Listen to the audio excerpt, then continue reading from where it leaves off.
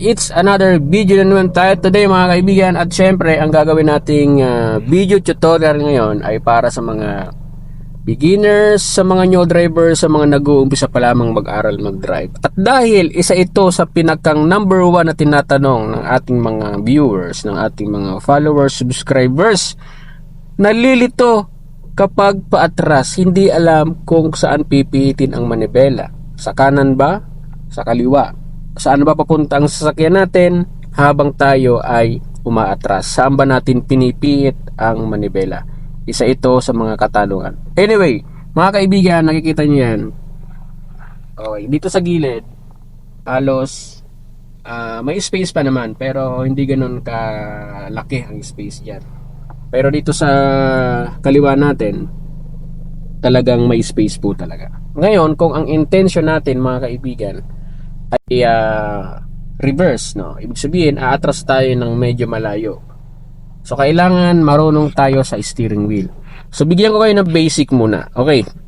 Tandaan nyo mga kaibigan, kapag nag-right turn kayo, yan, at pa-reverse ang galaw nyo, ang tail ng kotse nyo ay pupunta po yan dyan sa gilid.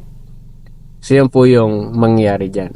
Ngayon, pagka nag-left turn ka naman habang umaatras ang kotse nyo, ang tail ng sasakyan nyo pupunta dyan sa gitna ng kalsada, papuntang kaliwa. Okay, so bakit nga ba ganun? Okay, ipapakita ko sa inyo mga kaibigan, bababa tayo ulit. Baba tayo. Ayan, para mas makita nyo.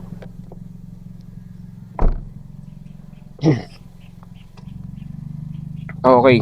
So, ganito po mga kaibigan ang sitwasyon dyan. Ayan, ayan. Kapag ka tayo pa-reverse, ayan, makikita natin yan dito sa likodan natin. Kapag ka tayo ay nag-right turn, ayan, yung tail natin pupunta yun dito. Ayan, kapag pumihit tayo sa kanan, tapos pa-reverse tayo, ang tail natin pupunta rito. Ayan, kapag nag-left turn naman tayo, ang tail natin pupunta dito sa gitna. Alright, so try natin. Okay, so lagay natin ang reverse. So reverse, then disengage natin yung handbrake natin. Alright, so ngayon gagalaw tayo ng atras. Okay, at lagi nyo tatandaan mga kaibigan, kapag reverse po ang intention nyo, wag na wag nyong bibilisan. As much as possible, kailangan mabagal po ang galaw nyo para hindi po kayo naghahabol sa pagpihit or pag-adjust, pag-turn ng steering wheel nyo. At as in gapang po talaga, as in galaw ng mabagal. Okay, so galaw tayo ng reverse.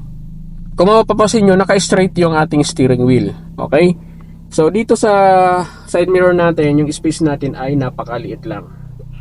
So galaw tayo ng reverse. Yan, nagdahan-dahan, gapang. Ngayon, itatry kong i-left turn yung ating steering wheel. Yan. At kung mapapansin nyo po dito, yan, halos papunta na sa left yung galaw ng kotse natin patras. At kung mapapansin nyo sa kabila, lumuwag yung ating space dyan. Yan. Okay? Ngayon, pagka nag-right turn naman tayo, yan, kung mapapansin nyo dito sa kanan, babalikin yan sa gilid, pupuntahin ng kanan. Yan. So yan po ang nangyayari. Ngayon, kailangan nyong mag-left turn ulit dahil baka mahulog kayo. Yan, left turn. Yan. Kung mapapansin nyo rito, unti-unti siya nagkakaroon ng space. Yan, pero maliit pa rin, katulad kanina. Yan. So pag tuwid po mga kaibigan na nakikita nyo, kailangan nakatuwid na rin yung manibela nyo. Yan. So parang isipin natin yung pinagmulan, no? Okay, yung pinakang basic. Kapag ka po naka-turn ang ating steering wheel, mali po ang direksyon yan. Kunwari, naka-left turn, hindi po yan gagalaw na diretsyo. Kailangan maidiretso mo yung manibela mo. Okay? So sa madaling sabi, mag-adjust po kayo based on sa nakikita nyo sa dalawa nyong side mirror. Hanggat nakikita nyo tuwid ang gilid at dito sa kabila, nakadiretso naman dito sa guide dyan, yan, sa may guhit dyan. So kailangan nakadiretso to. Mag-adjust lang kayo ng pihit kung makikita nyo na halimbawa sasabit ka sa kanan, yan, mag-adjust ka ng steering wheel mo papunta sa left. Yan. Para yung tatamaan mo sa kanan, lumayo ka doon. Kasi yung tail natin papunta doon sa left habang tayo ay pa-reverse.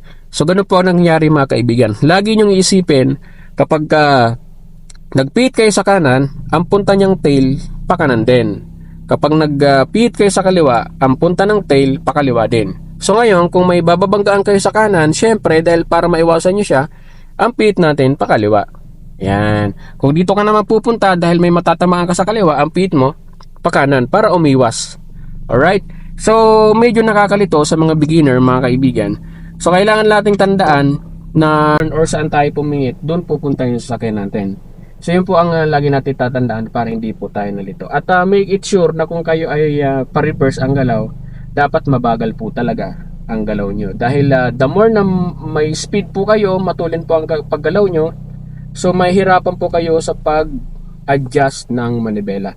At tip ko pa mga kaibigan, kung mag-adjust po kayo ng steering wheel, at least napaka-minimal lang, okay? So at least inch by inch lang, yan. So ganun lang, kung mag-adjust kayo sa kaliwa or kanan, yan, inch by inch lang. Tapos pagka nakatuwid na yung sasakyan nyo sa mga intention yung lane, so kailangan itutuwid nyo rin ang steering wheel nyo. So ilang mga kaibigan, hopefully nakatulong po sa inyo ang video na to, especially dun sa nagtanong regarding this video. That's it!